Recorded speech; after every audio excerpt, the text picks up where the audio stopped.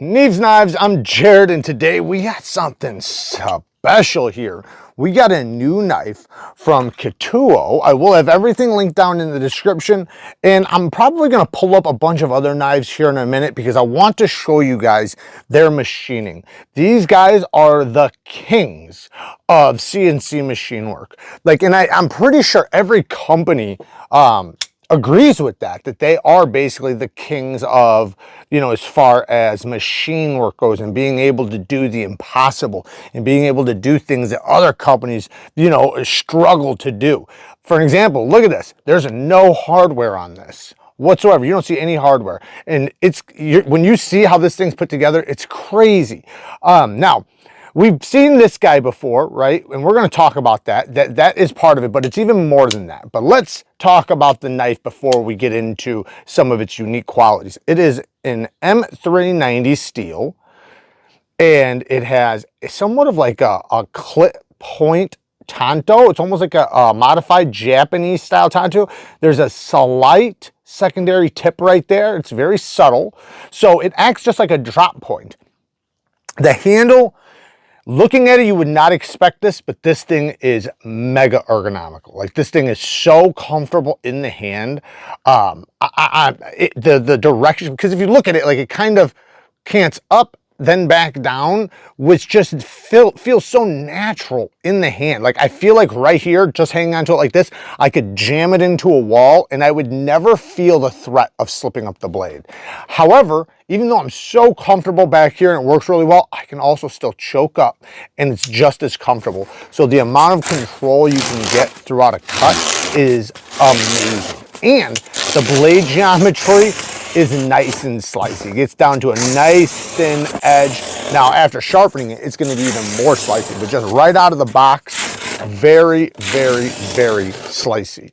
And these thumb discs or thumb studs, whatever you want to call it, don't get in the way at all. And the reason why is because they would if it wasn't for this shape. Because when you're holding it, if you look, see how it sits kind of at an angle? It's just doing that. I'm not trying to turn my wrist or anything, it just does that. So when you're cutting, it naturally puts materials right past these studs. So you never run into them like that. And that's awesome. So when you're using it, it's so intuitive and it just works really well. Now, because it cants down like that, you can also do decent utility cuts. No, it's not going to be the best utility cutter, but it still does work fairly well. Now, if you look at it when it's closed, these studs, and it does have some amazing drop shut action. It is riding on bearings, ceramic caged bearings that are offset. So it has offset ceramic caged bearings. But these studs, if you look, they're very close to the scale, but they chamfer this edge just perfectly so that it is so natural feeling. It's very comfortable to flick. They land in a great spot. They're like the perfect amount of grippiness without being sharp, but with just being grippy to where this thing fires with very little effort. Like I said, it feels very natural feeling, and the position they go into and the way your hand is positioned, it's solid, man. It feels really good in the action department. Flipper tab, also equally as good. Like, this thing cranks out there.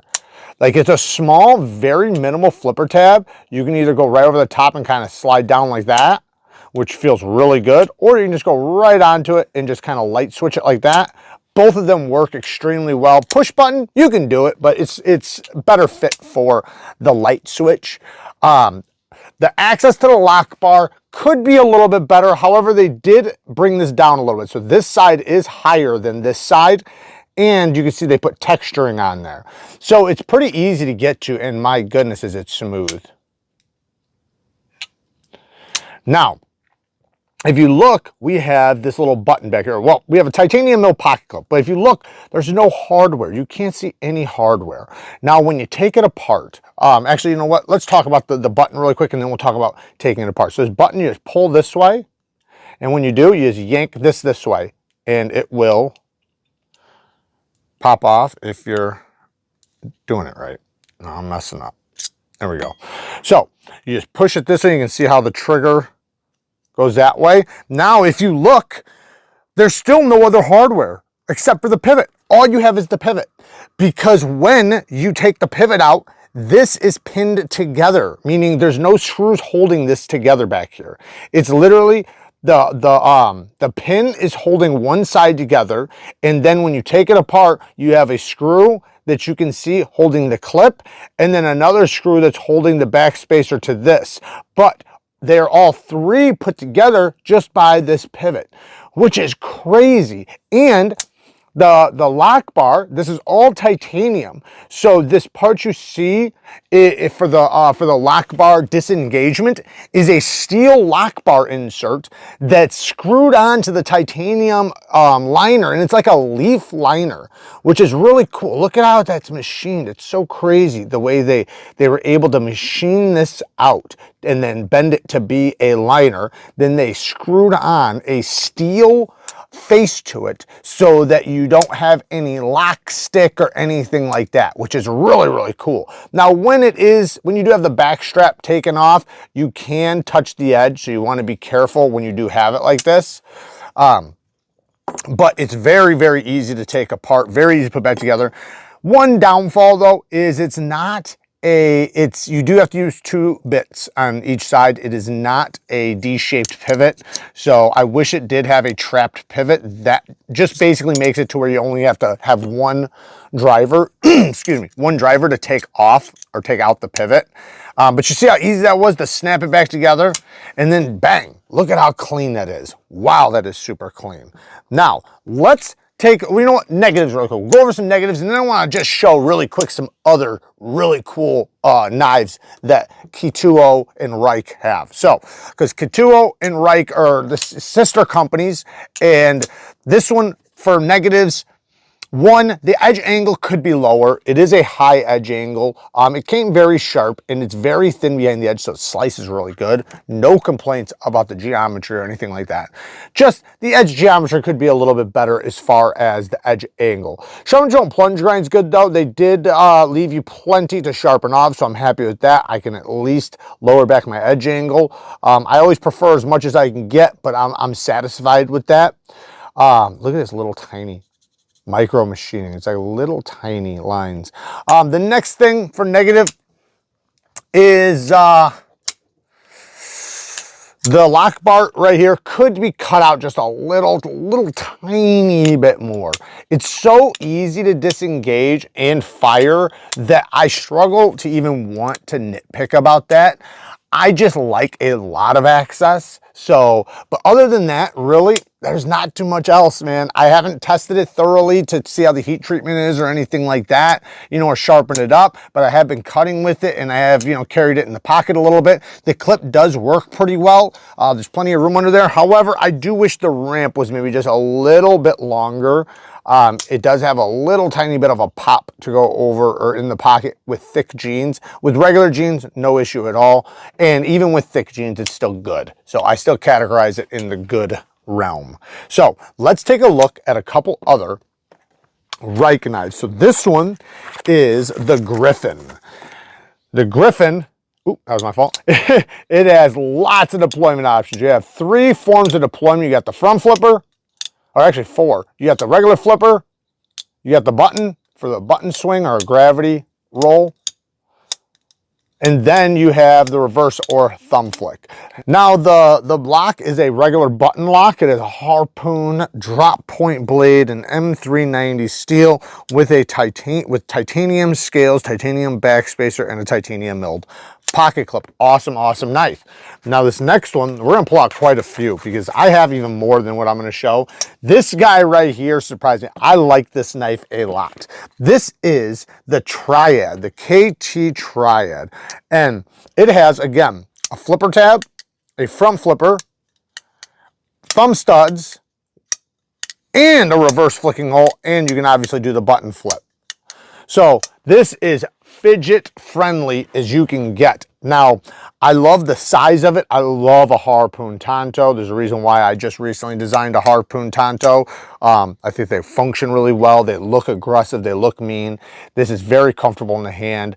This one has shred carbon fiber scales over titanium liners with a titanium backspacer and a titanium mill pocket clip. The blade steel on this again is M390 steel, and it is just such a good looking, attractive knife that's a great size. Now, this next one is a Ken Onion design. And again, man, these guys and their machining is just insane.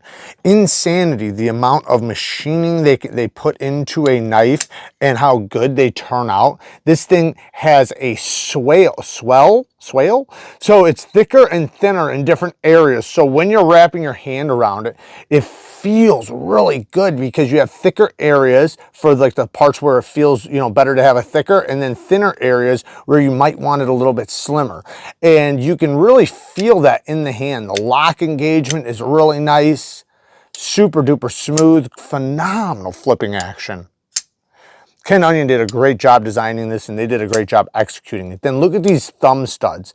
They're angled and textured for a phenomenal launch. The blade shape is a super functional blade shape for EDC. Look at all that machining. You have what looks like a cartridge for a bullet right here that looks really cool. Look at that 3D, like it's like a 3D, I don't even know what you call that, squares, cubes, but so cool, man. The Buckhorn by Ken Onion is amazing. Then we have, man, we have so many. I didn't even pull them all out either. Look at this guy. Now, this guy is pretty crazy, the Alien 1. Now, it has different blades where you can have serrated, but this is an M390 blade. Look at how thin that is with such a low edge angle. This is razor sharp. And because it's M390, and you know that's going to be a lot harder for a utility blade, this thing is going to stay sharp for a very, very long time, as long as you don't abuse it. It does have a liner, and you can reverse flick off of that hole right there. It's a little tight, but I can get it. The ergos are actually really good, and I love how this is like, it is an integral, as you can see. So it has like this alien spine look to it. Man, look at that machining. Holy cow. With a ceramic ball clip. Look at that. You can see like the end of the tailbone right there. Like if it was like an alien, I don't know, bone structure or something. Damn cool looking. Another example of what these guys are capable of doing, they're also the ones that made the punch dagger, the folding punch. Well, it's a folding pocket knife that turns into a punch dagger. So you can flick it open right here, and then this titanium spring that's hooked to an S110V blade. The versions now I think are M390, but I believe this one was S110V. Then you have this pin that wraps around and then drops into that groove right there, locking it open, and then you have a tail switch right here that can lock it. So now you can't turn it into a punch dagger, but if you disengage that and you push this button right here, it drops right into a punch dagger. And it is absolutely free flowing. So that's a really nice, very smooth mechanism, especially when you're talking about all titanium parts like this. This is a very premium example of something like this. You know, it's not, I know a lot of people look at it like, oh, it looks like a gas station knife or whatever, but these are all the real deal parts, extreme machining, and you know, materials are really premium. And the whole thing is just, it's wicked, man, wicked cool. Very thick and chunky. So it's definitely a little handful because it is so thick and chunky. You can actually get 4 fingers on there. The blade shape's actually a decent blade shape. Not sure if I would recommend it for self-defense uses. I actually probably wouldn't, but it is very cool regardless. And I only have a couple more we're going to pull out. Like I said, I don't want to pull out all of them. This is the Lamela, I think. Is that what it was called? It's on here. Yeah, the Lamela. Now, this was the first version. I'm not sure if they have these anymore. They might. Just check the link down in the description. But this one used the back strap again.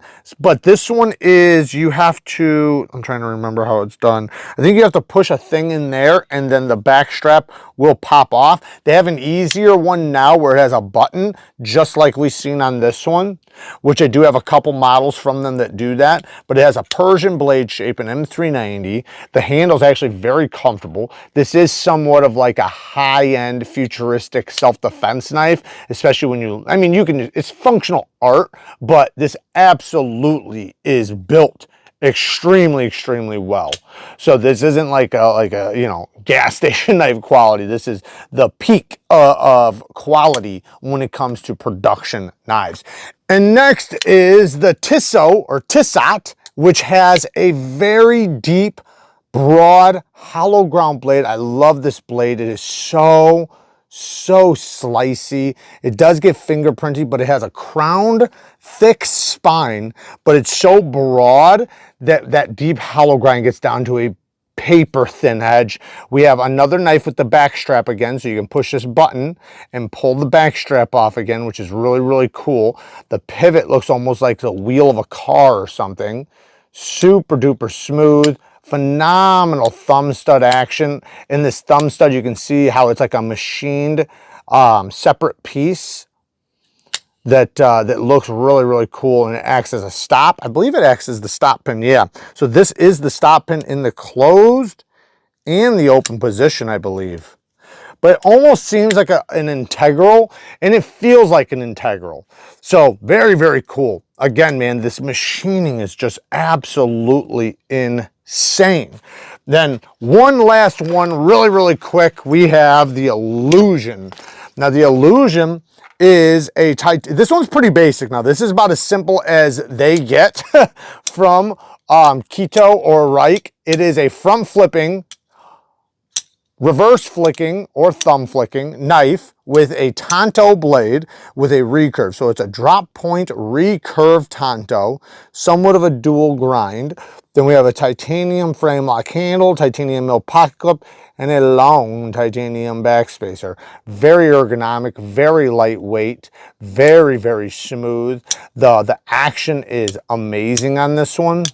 Very easy to deploy. It's got rapid deployment. All their knives have incredible action. But there you guys go. Like I said, these guys are the king of machining. They're just doing absolutely incredible work. A lot of companies are going to them for OEM work because they have the ability to execute the machining that people or companies want in their knives or in their products.